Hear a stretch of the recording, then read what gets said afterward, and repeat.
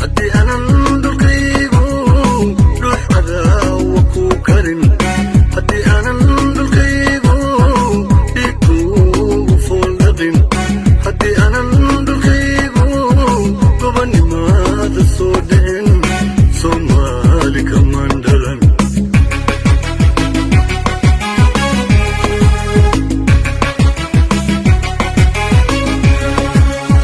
haddii aanan dhulkaygu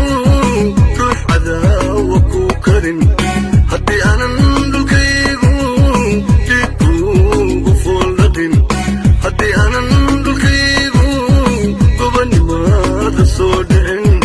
Soomaali kamaan dhalan